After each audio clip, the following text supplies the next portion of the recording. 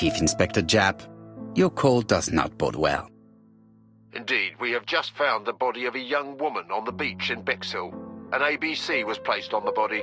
We'll be there as soon as possible.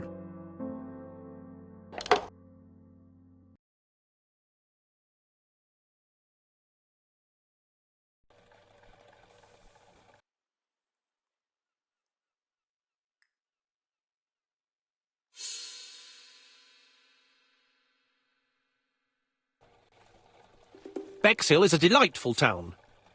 It would be nice to come back and visit. I do not entirely agree. Walking at the beach damages my shoes, and it hurts my knee. So the years have not spared you, my friend. It's the same for all of us. That is exactly what I said to myself when I saw you back from your travels. Poirot! Do not be offended, Hastings.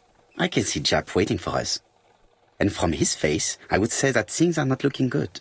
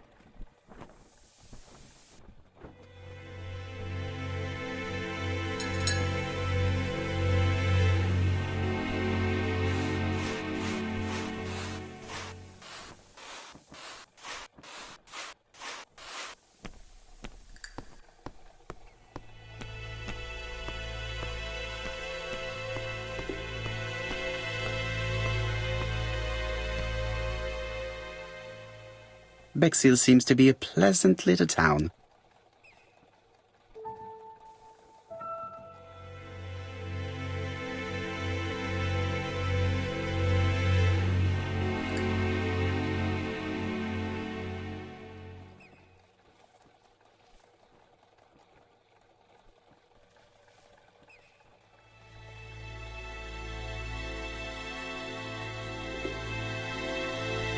Bexhill is a pretty little seaside resort with elegant architecture, although personally I prefer more modern buildings.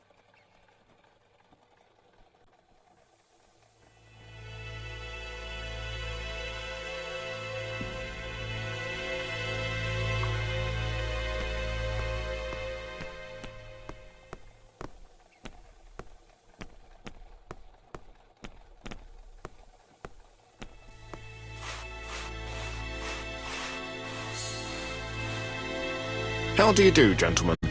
Chief Inspector? I fear your admirer has struck again, Poirot. We haven't yet identified the victim, but it's a young woman, 20 to 25 years old.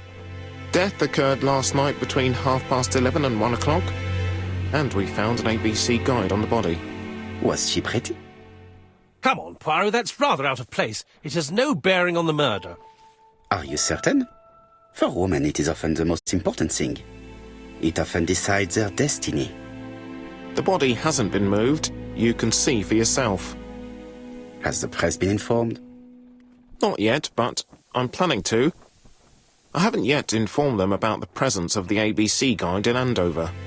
Nobody has reported a young woman missing? Not for the moment. No witnesses, I imagine? Indeed.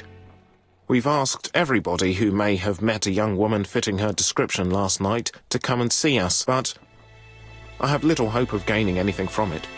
It's early days, Chief Inspector, and the news may not have spread around the town yet. I hope you're right, Hastings.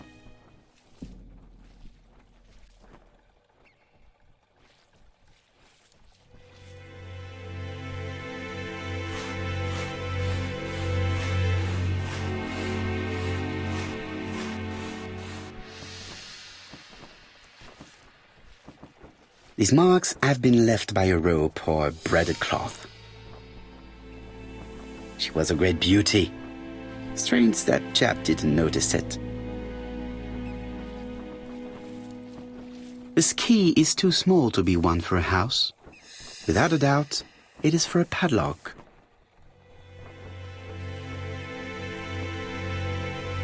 The young woman wasn't wearing shoes or a coat and was not carrying a bag. That's strange.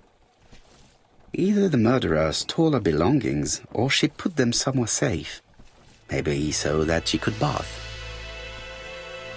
Apart from the marks on her neck, there are no signs of the struggle. She didn't manage to hit her assailant. A braided silk belt. It may have belonged to the victim.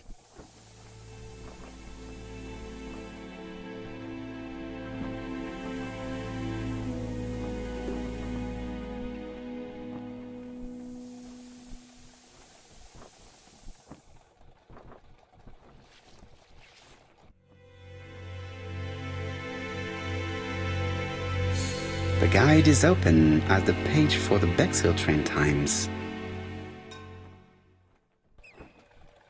Let us now try and get our brain cells to work.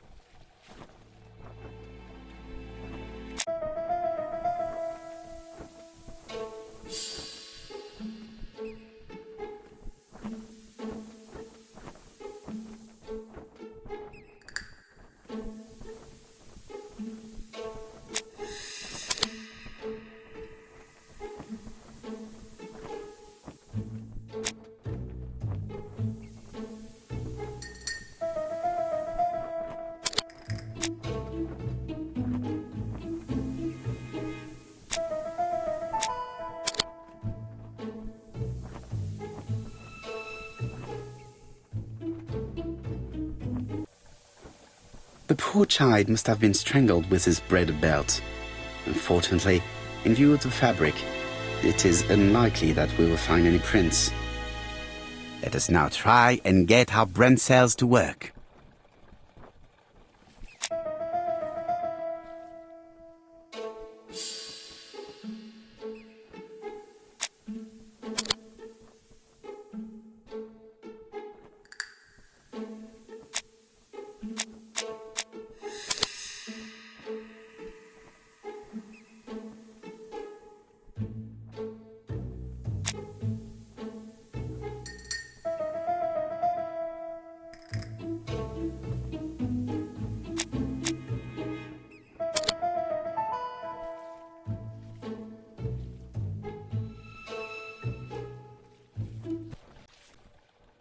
The medical officer should confirm that the victim was strangled with her own belt.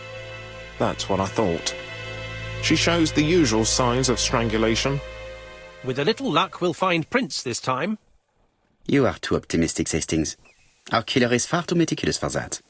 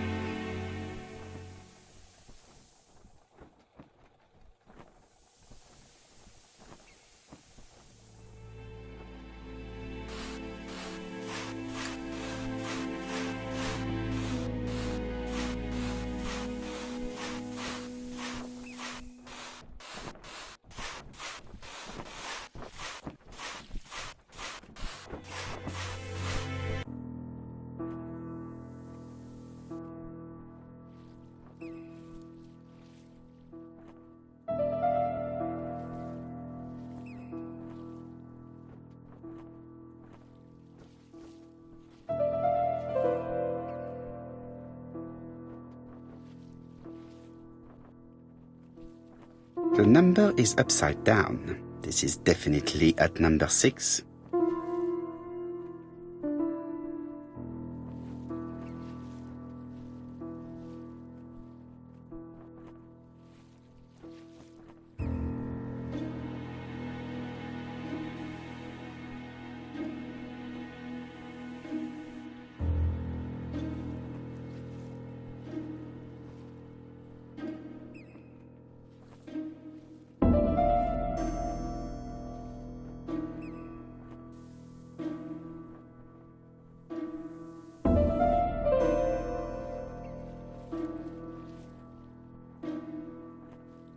A dual locking padlock.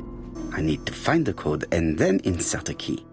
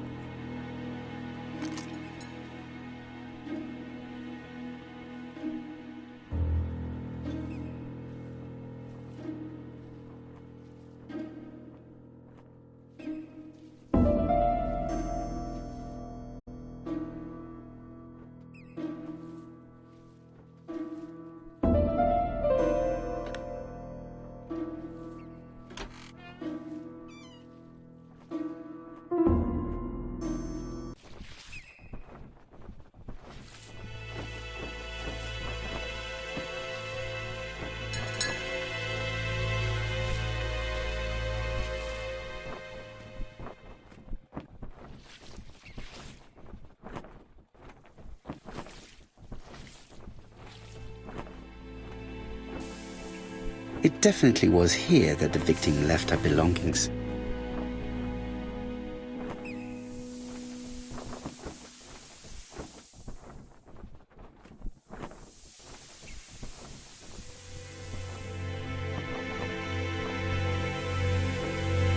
The purse is full. Yet again, we can dismiss theft as the motive for the murder. Here is the watch she must have removed to prevent it from getting wet. A top-brand lipstick. She liked to take care of her appearance. As well as a photo of the victim with some company. It could be useful to me.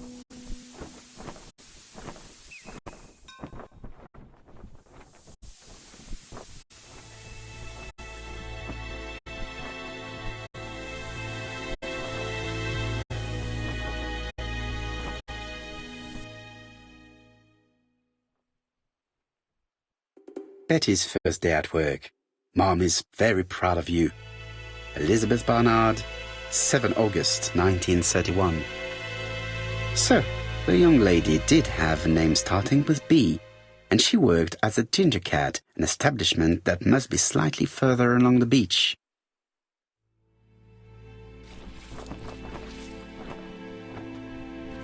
Japp has gone to the police. The victim has been identified and her family had reported her disappearance. She was called? Elizabeth Barnard, mainly Betty.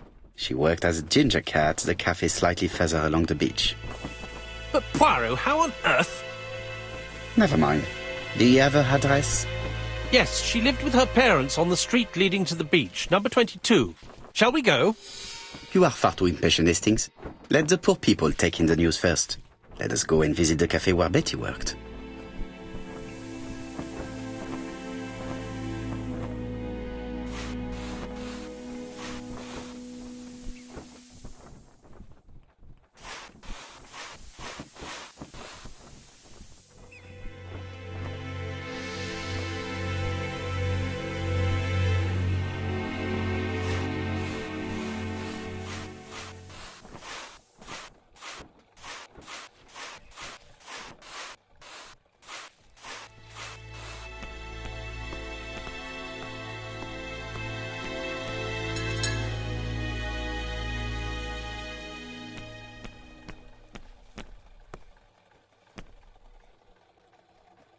Could it be the same buildings as on the victim's photo?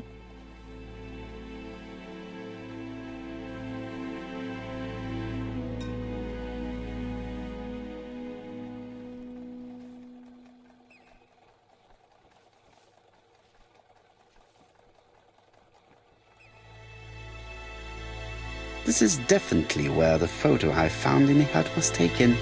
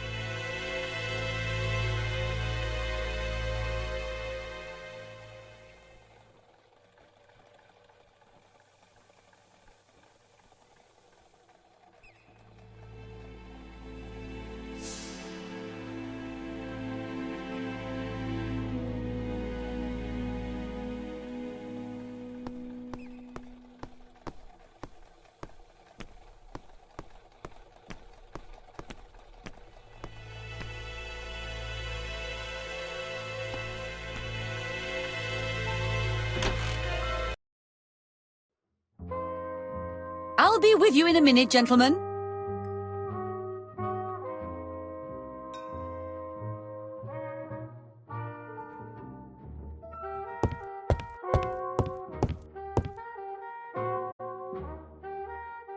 Something tells me that she's the owner of the ginger cat.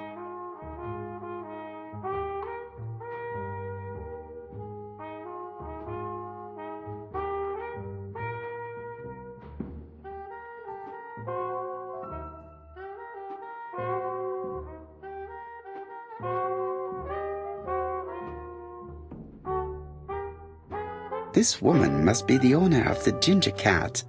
It looks like something is bothering her. How can I help you? A hot chocolate and a tea for my friend, please. I'll bring it straight away.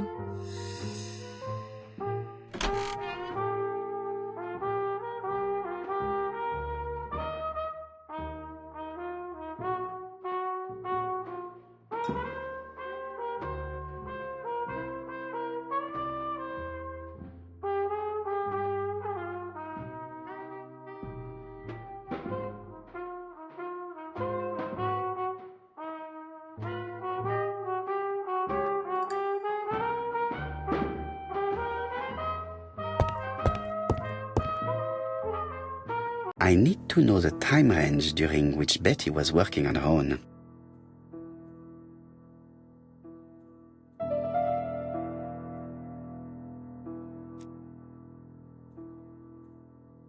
Where is Betty? Betty worked from 11 a.m. to 7:30 p.m. Would she have been alone at any time during her service?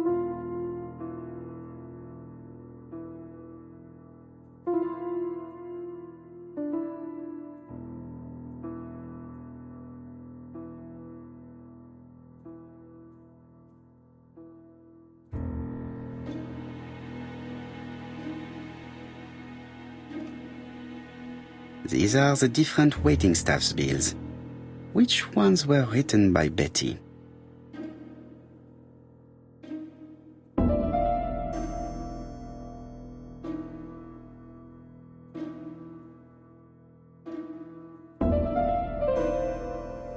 Most probably a single man, a whiskey lover, maybe the murderer. This bill may have been written by Betty. There is probably another one.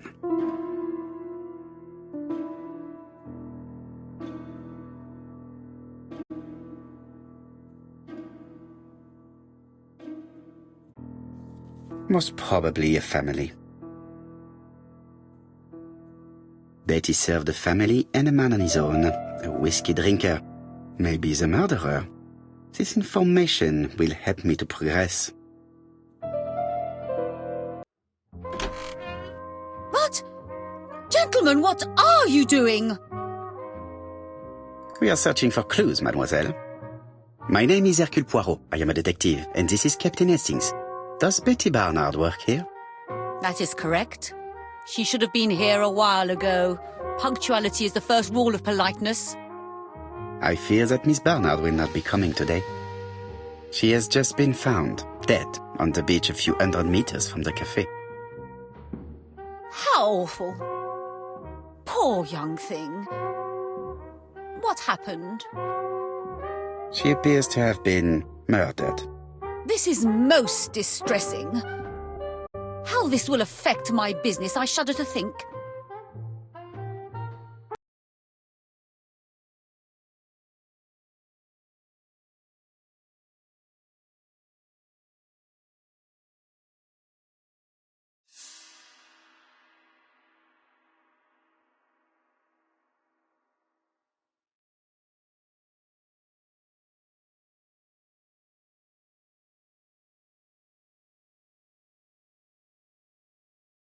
Do not be so sure.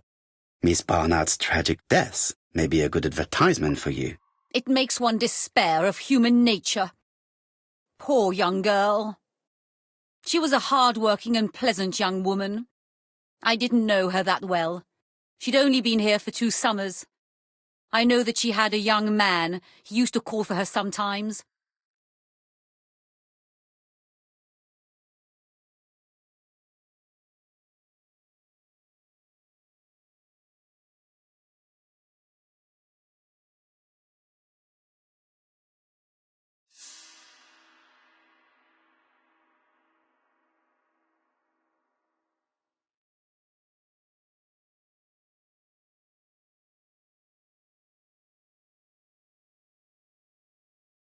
This photo was found. Is this him? Yes, that's him all right. But I haven't seen him for some time. I find young people today very hard to understand. You needn't tell me that. A few weeks ago, they argued just outside the cafe. Imagine what my customers must have thought.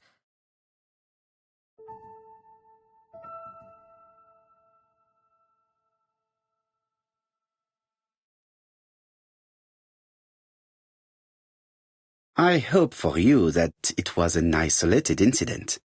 It must be difficult to keep a respectable establishment if your staff show themselves to be so shameless. The young man only made a scene the once. Jealousy, no doubt. It must be said the young girl was very pretty. Thank you for your time, Mademoiselle Mérion. You have been of great help. The customer who ordered the whiskey might provide us more information. He may have been the last one to see Betty alive. It is an interesting idea, Hastings. Maybe he is a regular guest. What do you think, mademoiselle? I don't think so. Our regular guests tend to order tea and cakes. At this time of the year, there are a lot of tourists about you never see again. That's what I thought. Time to visit Betty's home.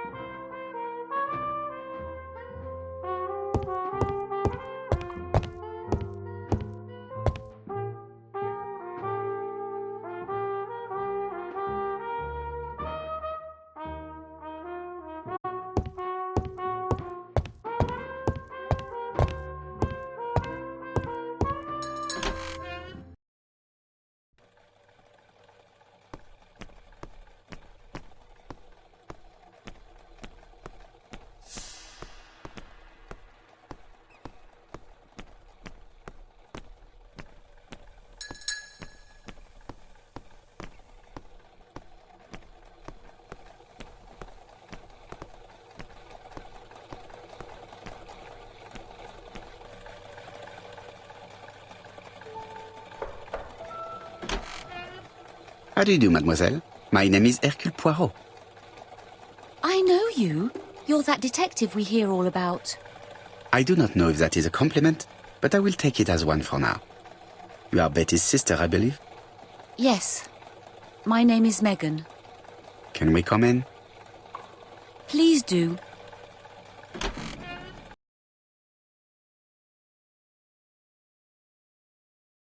My parents are at the police station. I doubt they'll be up to speaking to you later.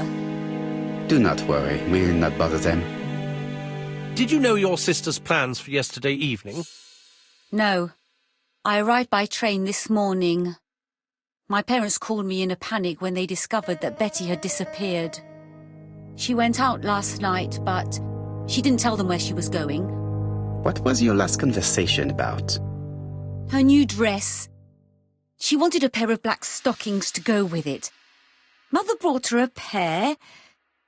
The very day it happened. She was crying. And to think that Betty never even wore them. Poor Mummy.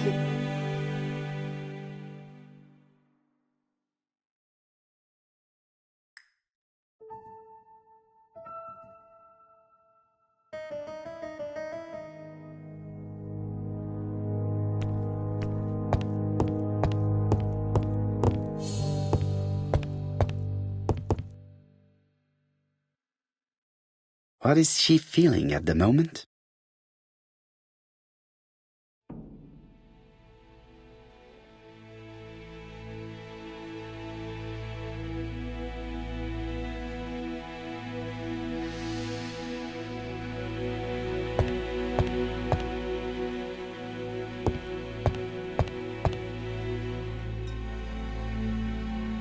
The Barnard appear to make music a priority in their budget.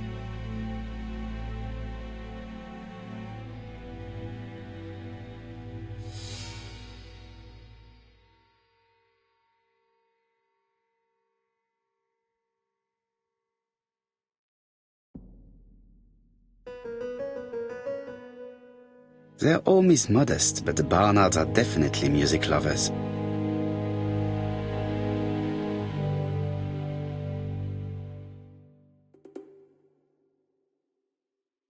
What is she feeling at the moment?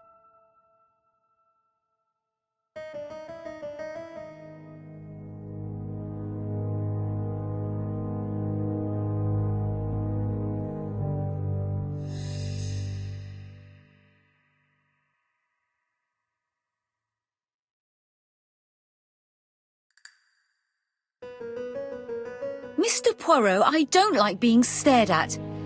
If you have something to say, would you please say it to me?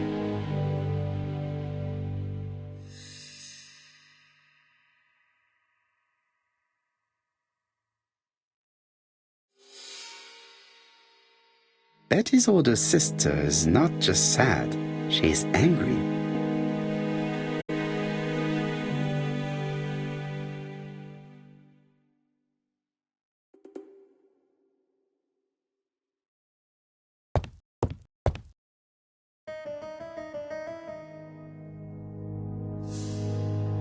Did Betty go out often? My sister wasn't a child, sir. She used to go out. She enjoyed films, dancing. She was a very good girl who didn't hang around with men. That's what they always say, no?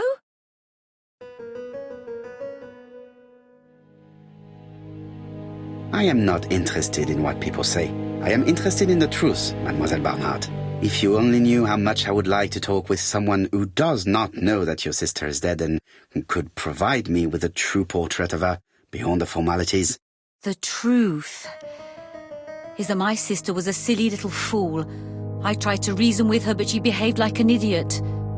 In what way? She used to say that if she was going to marry Don, she might as well have some fun now.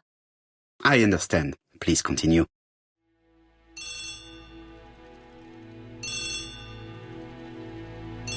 Oh, excuse me, I have to answer that.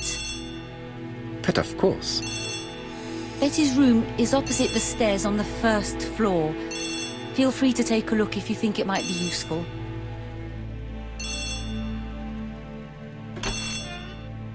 This young woman is far too clever not to have anything else for us. Do you think she's hiding something? That is what I'm trying to find out. Surely you don't think she did it?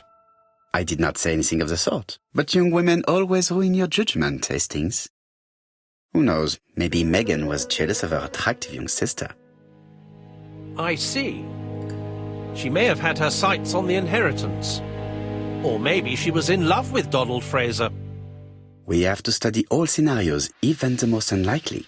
But I doubt that Mr. and Mrs. Barnard are rich enough to justify murder. While I try and get Miss Barnard to talk, I would like you to try and find Donald Fraser. It should be easy to find the estate agents where he works. Bring him to the Ginger Cat. I would like to talk with him before the Chief Inspector finds him.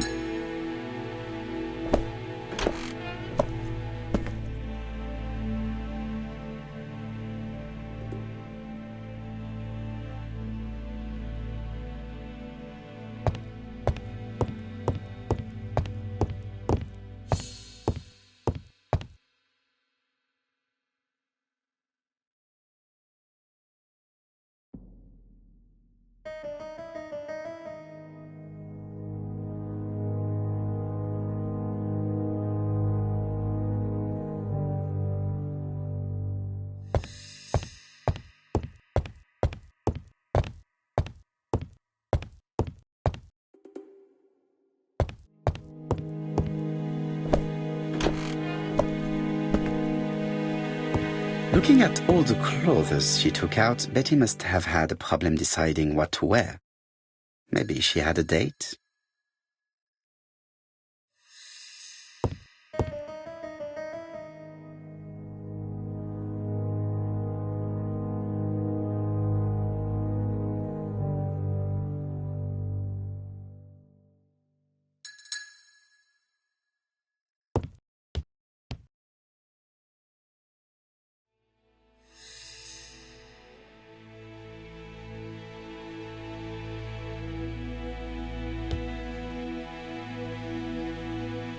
It looks like Betty was also a music lover, the same as her family.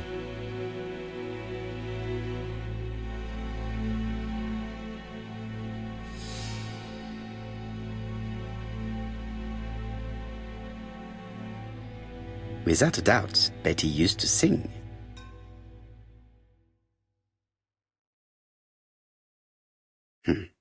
A box of new stockings.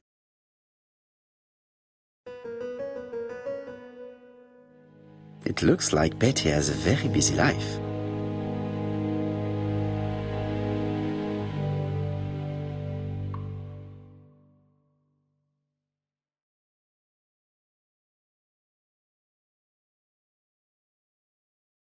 Betty liked luxury and going out, and being as pretty as she was, she probably did not have any problem getting herself invited.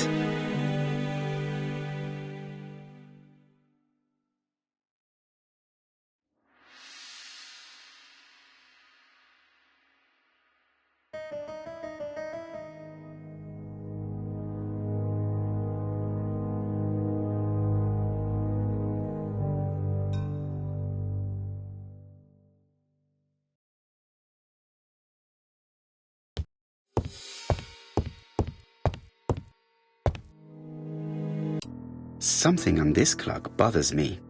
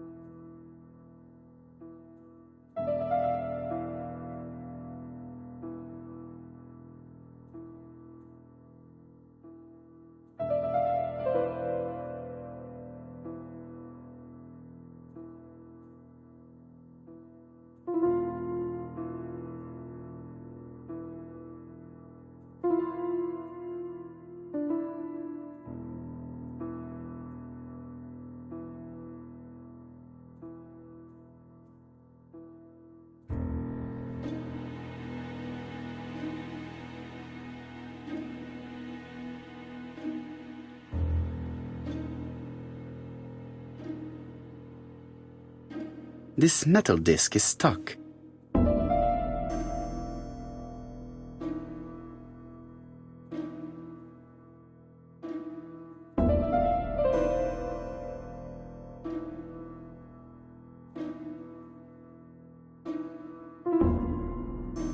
There, that's better.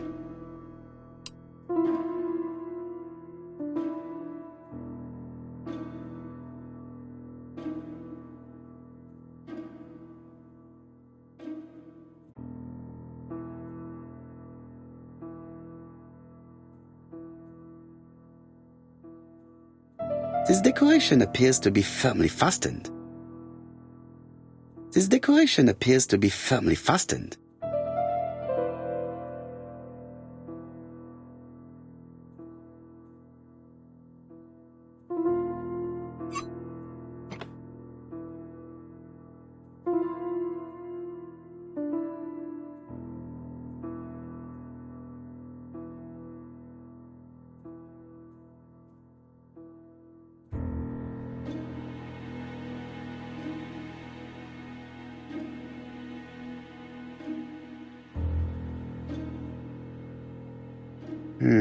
Could the screw be slightly loose?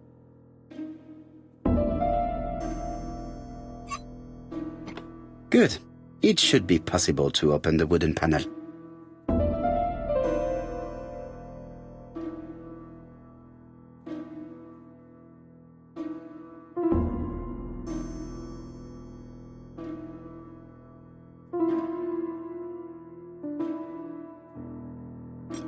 Look, a key. This could be useful.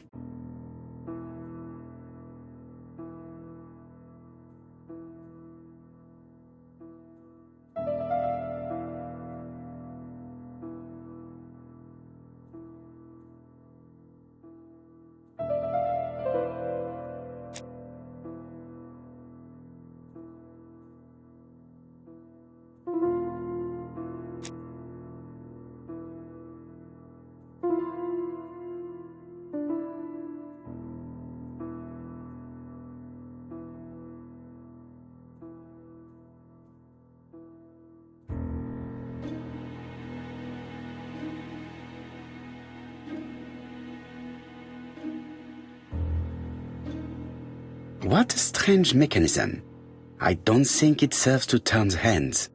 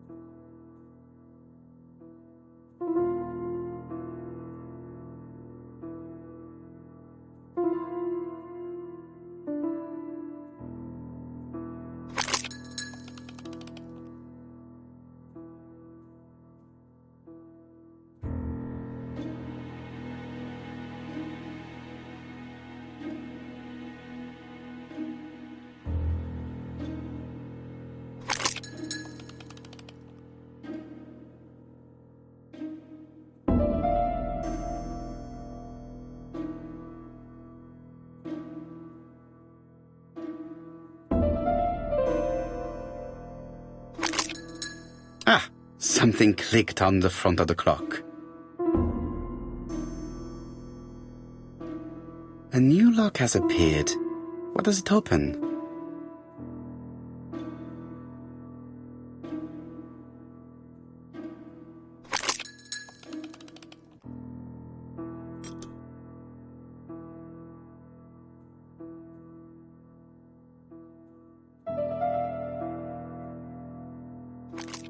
This could be useful.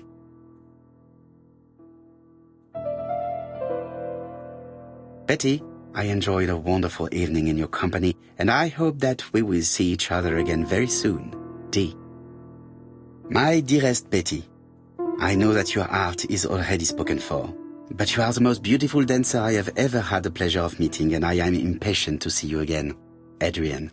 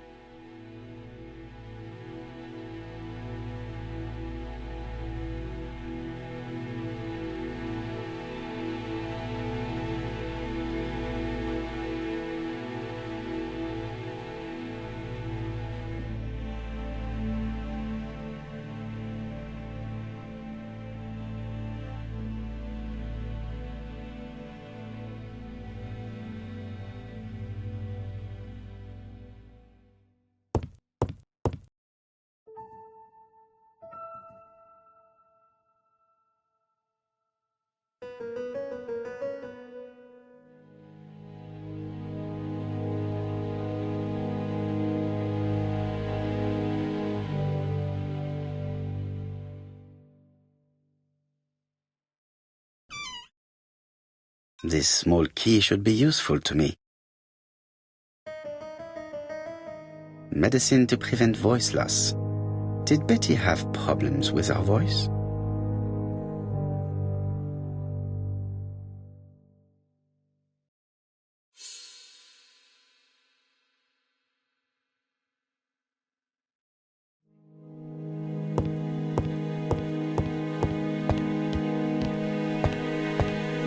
I have not finished inspecting Betty's bedroom.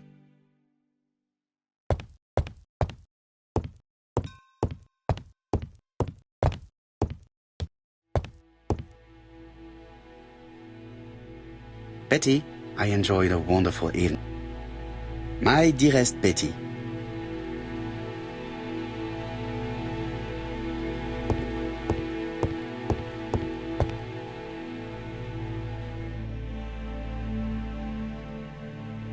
I've finished with this subject.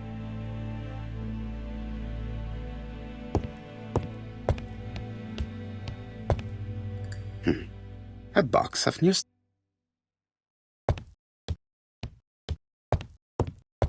I have not finished inspecting Betty's bedroom.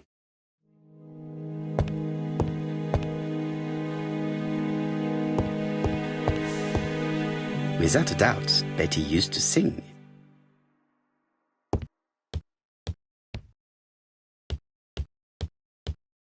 Looking at all the clothes,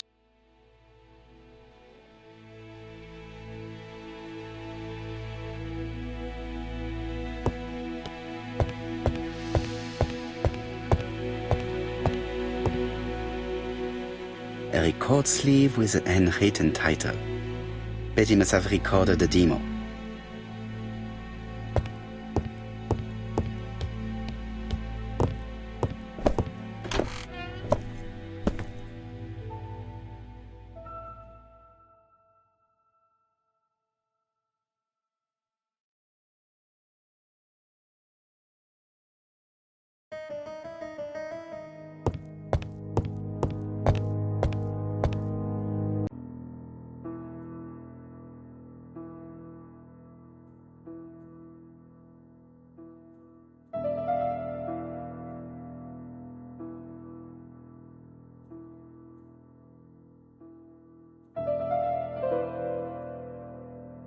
Let us see.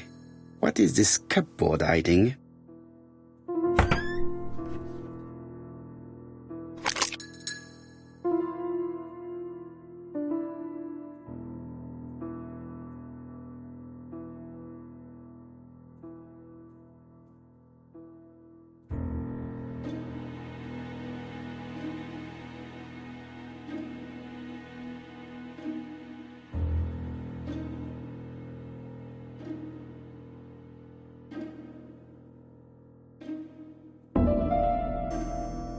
This looks like solfège.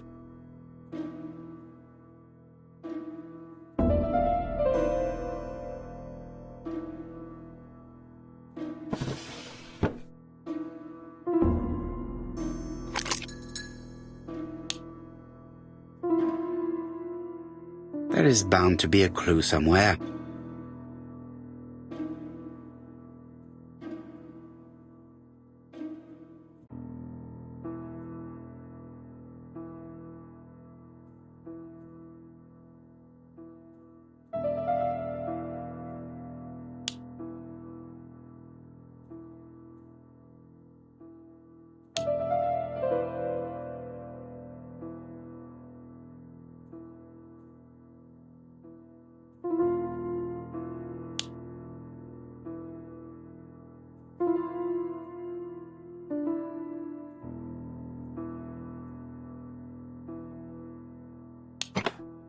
I heard the sound of a mechanism being triggered.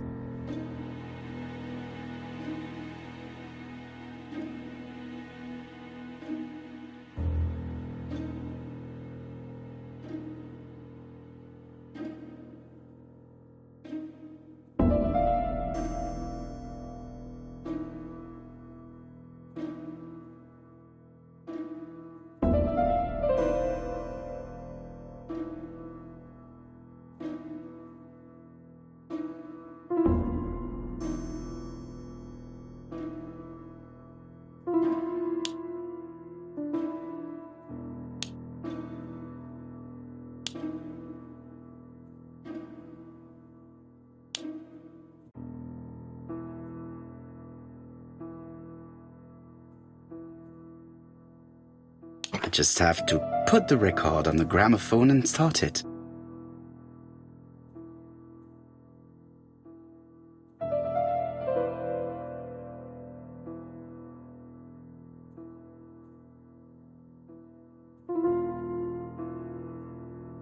It looks like something goes in here.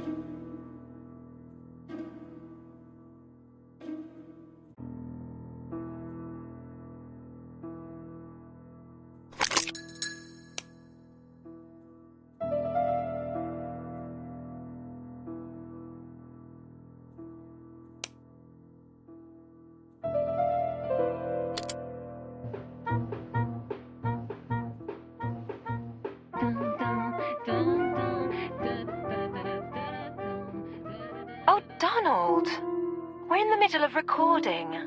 Sorry, Betty, but it's not wise. The doctor said you should rest your voice. You're such a killjoy sometimes.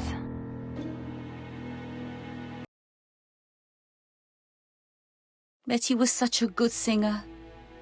It's true. Did she have any problem with her throat? Yes, she had to be careful with her voice. Of course, she didn't follow the doctor's advice. If Don didn't insist, she... Well, it's too late for all that now.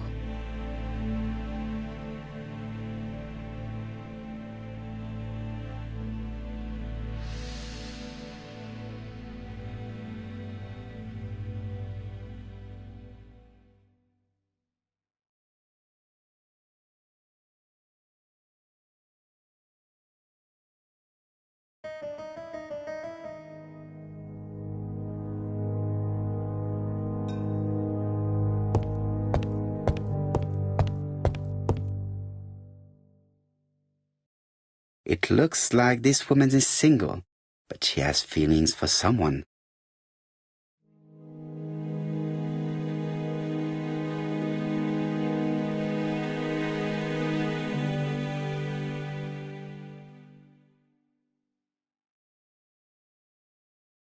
She is looking so intensely at this photo. But is it really her sister that she's studying in this manner?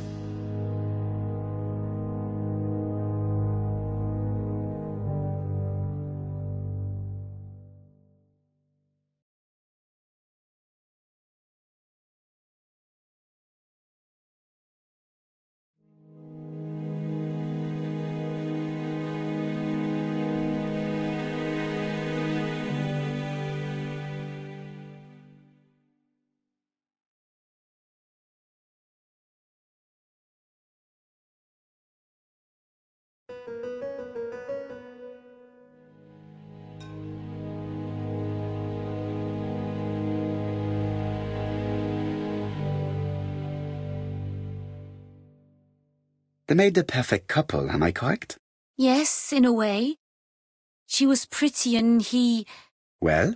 He's a bright man, with a promising career ahead of him. He would have made Betty a good husband. He was always attentive and generous. Oh, true. I hear a note of envy. You must have heard wrong. Donald appeared to be very much in love with your sister. Yes, he was mad about her. Mad, you say? Being madly in love can often be destructive, and Mr. Fraser was known for being jealous, I believe. No more than average. Men are always slightly possessive, especially when they are with a pretty woman.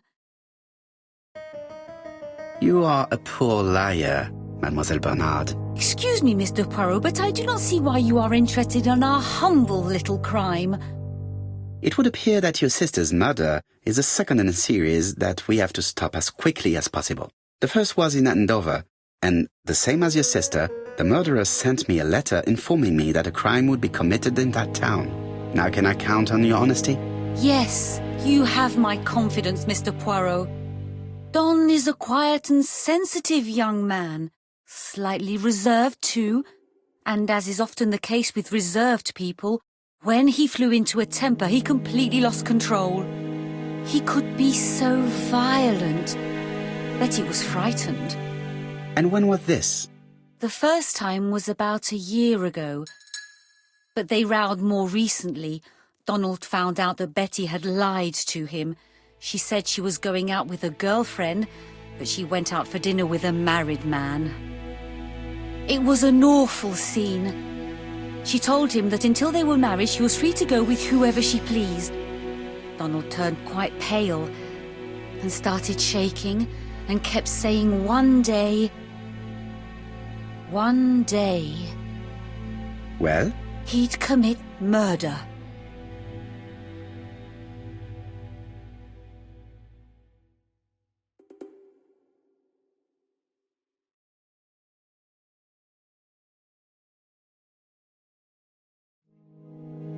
So you were afraid that he would become our main suspect. I know that Fraser was jealous, but I wonder why you feel the need to protect him. Exactly.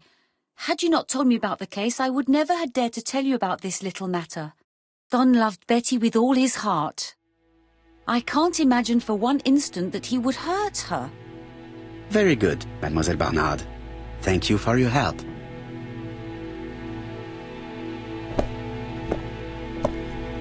Fraser is at the Ginger Cat.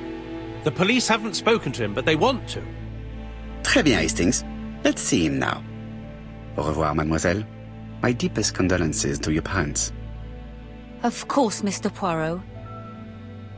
And don't be too hard on Don. He's more fragile than he looks. If you say so. Let us now try and get our brain cells to work.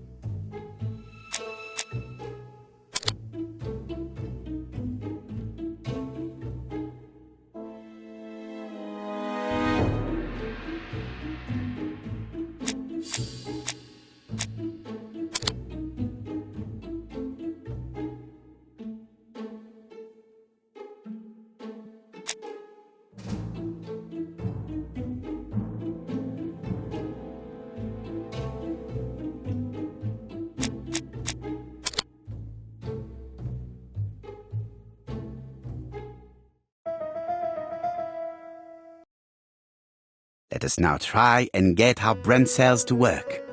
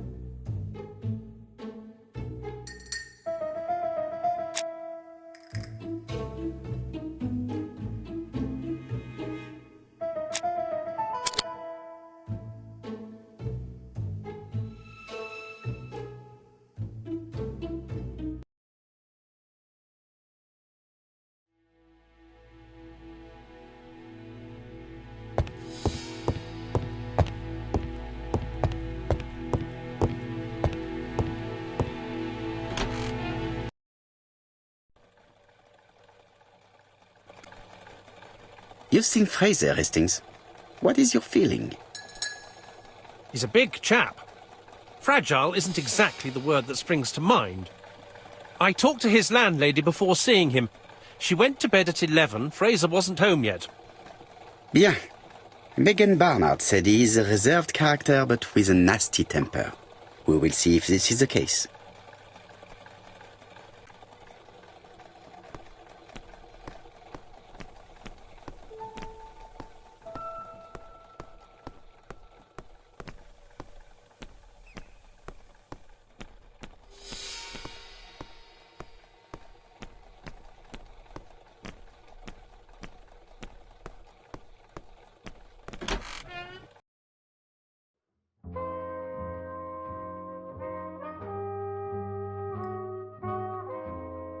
How do you do, Mr. Fraser?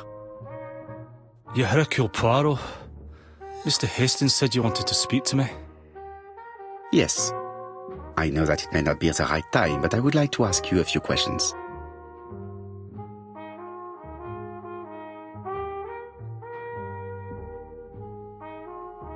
This man looks suspicious.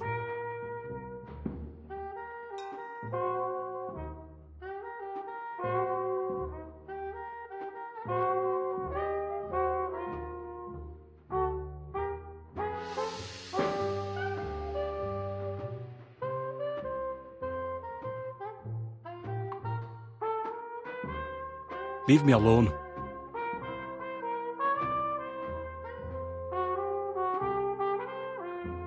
Donald Fraser is in a terrible state, as if he hadn't slept all night. And he's drinking White Horse. Leave me alone.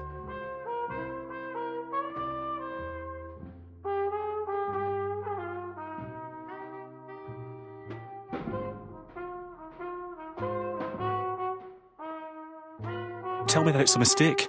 That Betty isn't dead. Sadly, your lady friend has been murdered, Mr. Fraser. Oh, Betty, if only you'd listened.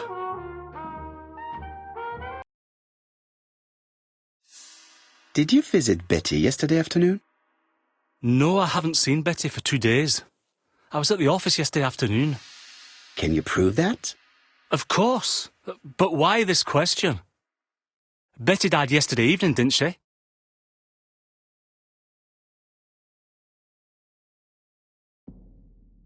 Betty was murdered during the night, but that does not prove that she did not meet a murderer earlier in the day. So am I a suspect? Everybody close to Betty is a suspect, Mr. Fraser. I would be a very poor detective if I did not examine all possible eventualities. Do you know what Betty's plans were yesterday evening? She said she was having dinner with her sister.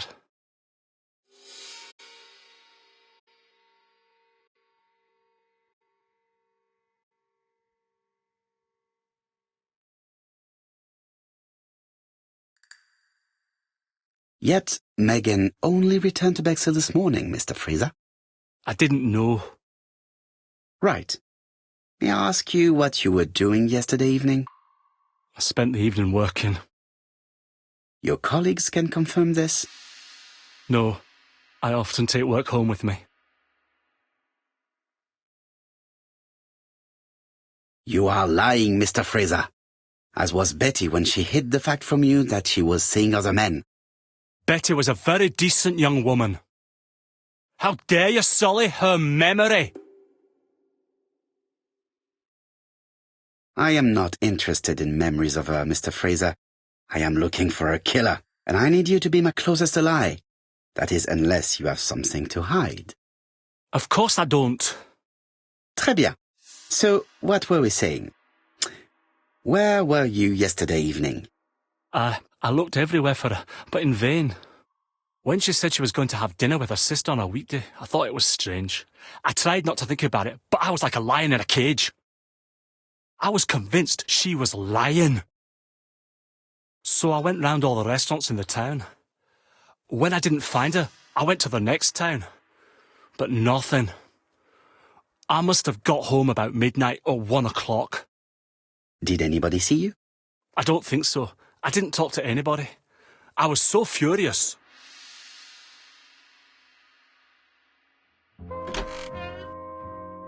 Ah, I knew I'd find you here, Poirot.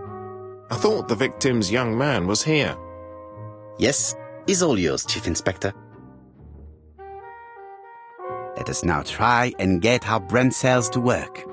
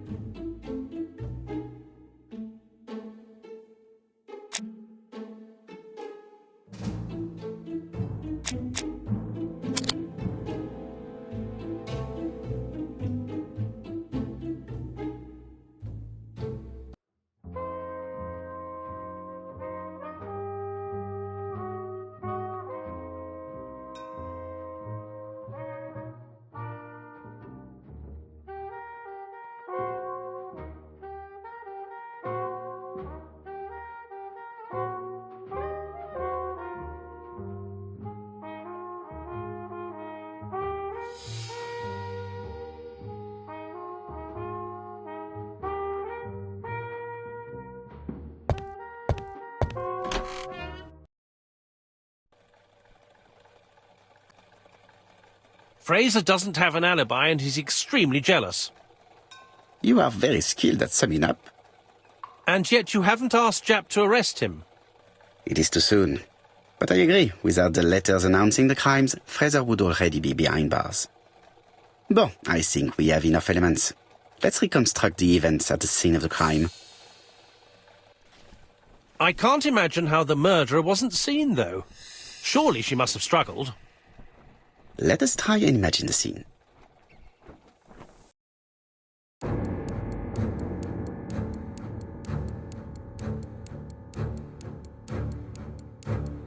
The killer and the victim are walking on the beach. Miss Betty has a bag, a belt around her waist, and carries her shoes in her hand. Both of them walk slowly to hut number 5. Both of them walk slowly to hut number 6. Miss Betty enters the hut. She leaves without her belongings. Then she hides a coat.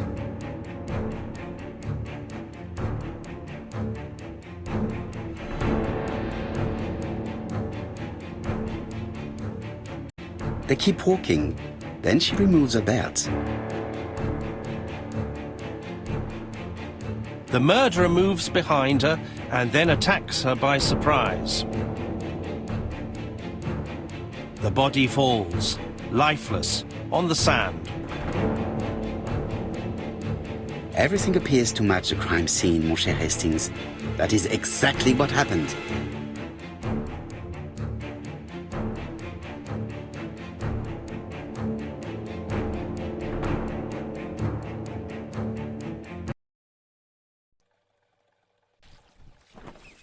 Without the ABC, we might have suspected Mr. Asher and Mr. Fraser. But by timing his crimes, the murderer is making sure he's accused. In a way, it is very generous of him. Generous? The murderer seduced Betty in order to lure her to the beach and kill her. Indeed, the young woman was... What are you planning to do, Poirot? Return to London, mon cher Hastings.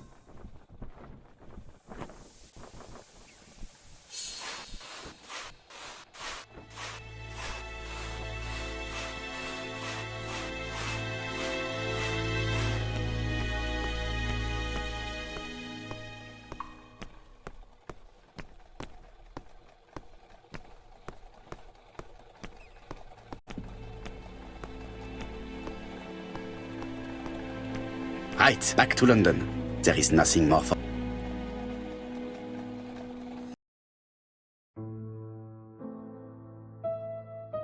Japp has decided to reveal details to the press. The alphabet murder is now fake. It is not a bad idea. The more people who know, the greater our chances of finding out something of interest. Poirot, I have a bad feeling.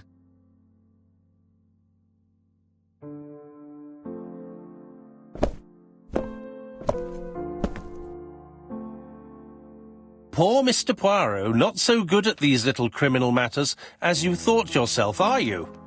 Rather past your prime, perhaps. Let us see if you can do any better this time. This time, it's an easy one. Churston on the 30th. Do try and do something about it. It's a bit dull having it all my own way, you know. Good hunting. Ever yours, ABC.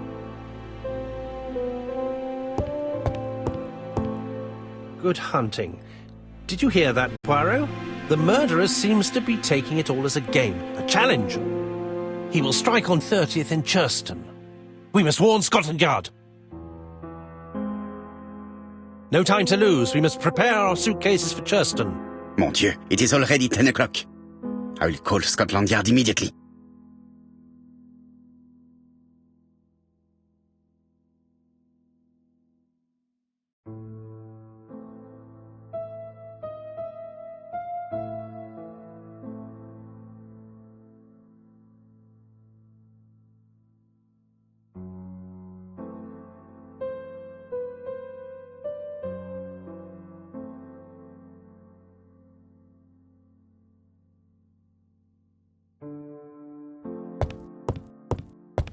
In his haste, Hastings tore the envelope.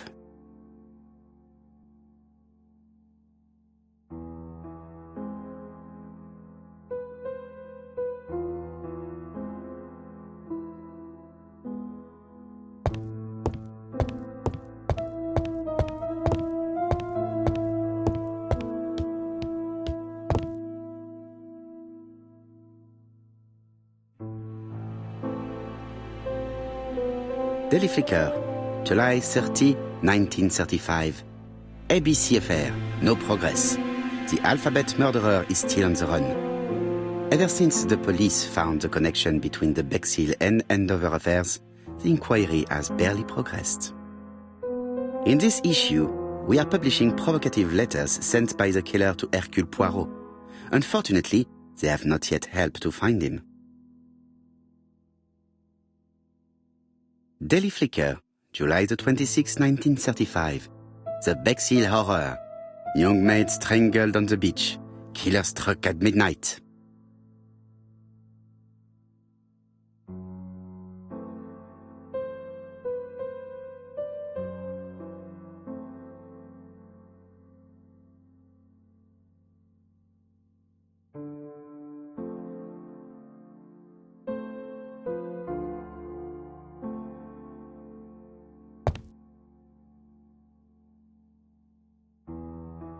Ah, some cool air.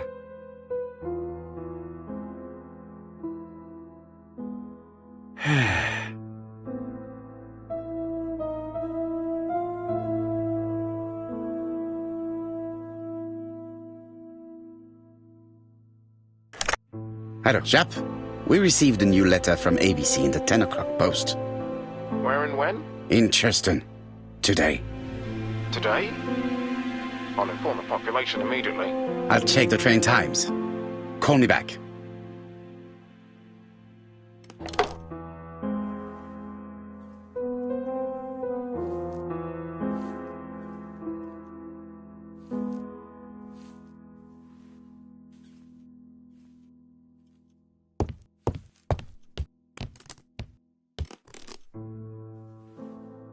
Hastings, what you are doing is an absolute disaster.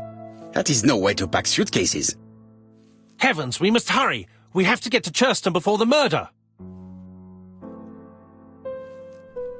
Hastings' order and method are always necessary, regardless of the circumstances. Okay. I'll let you pack them. All the same, it really is a disgrace to leave your belongings in such a mess.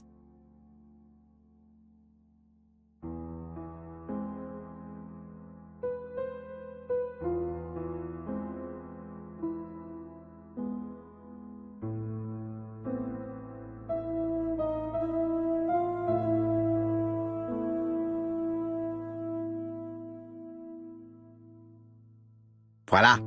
It only took a minute. Poirot, you were right.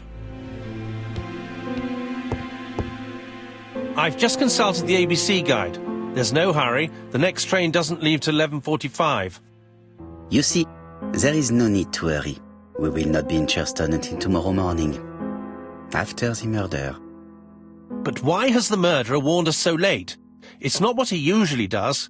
Did he do it on purpose? Very good question, Hastings. We should also compare the letter we have just received with the other two, although I have very little doubt about what we will find.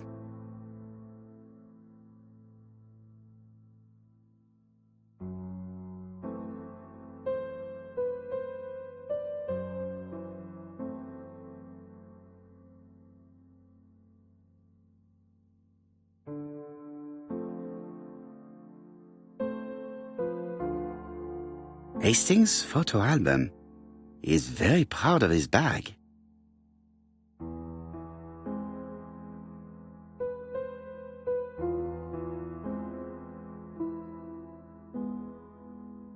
We've missed the 6:45 train, but we have plenty of time to catch the night train.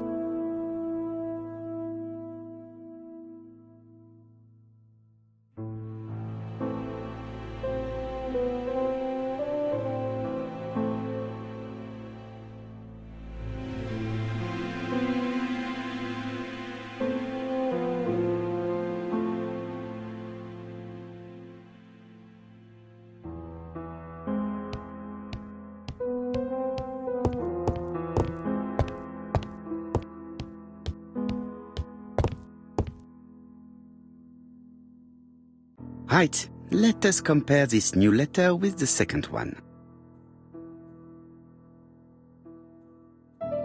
Let us examine this more closely.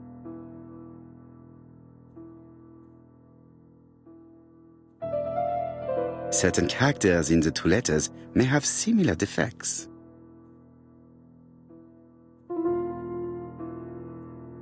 Yes, this I is weird.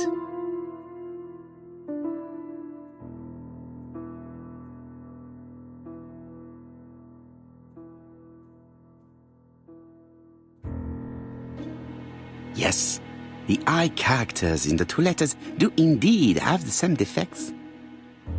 I have to find some other similar defects to confirm my theory.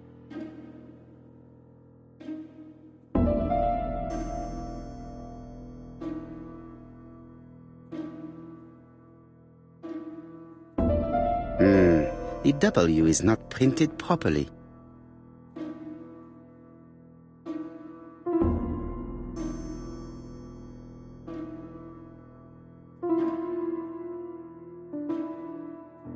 Of course, the W characters in the two letters do indeed have the same defects.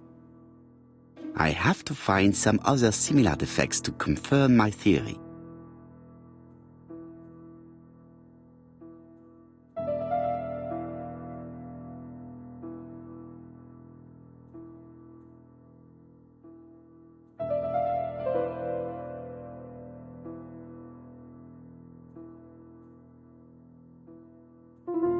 Yes, the A appears to be quite unusual. That's right. The A characters in the two letters do indeed have the same defects. My theory was right. These two letters were written with the same typewriter. Let us now try and get our brain cells to work.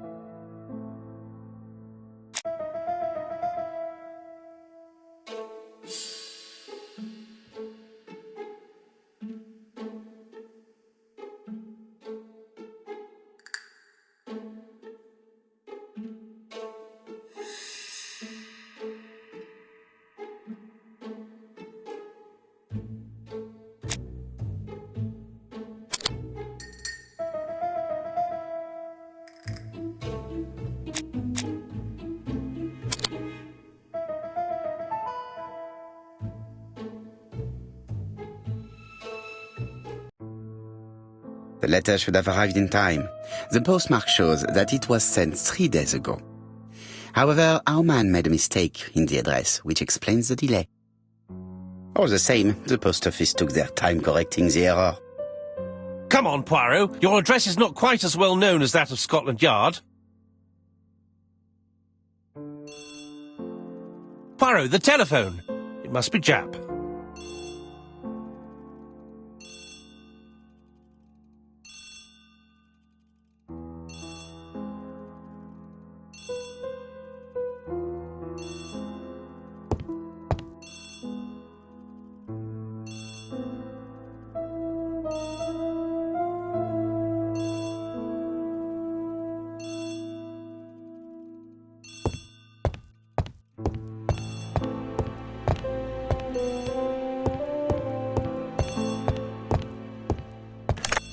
I have some news from Churchton. Bad news, I'm afraid. Sir Carmichael Clark was murdered while out on his evening walk. Sir Carmichael Clark.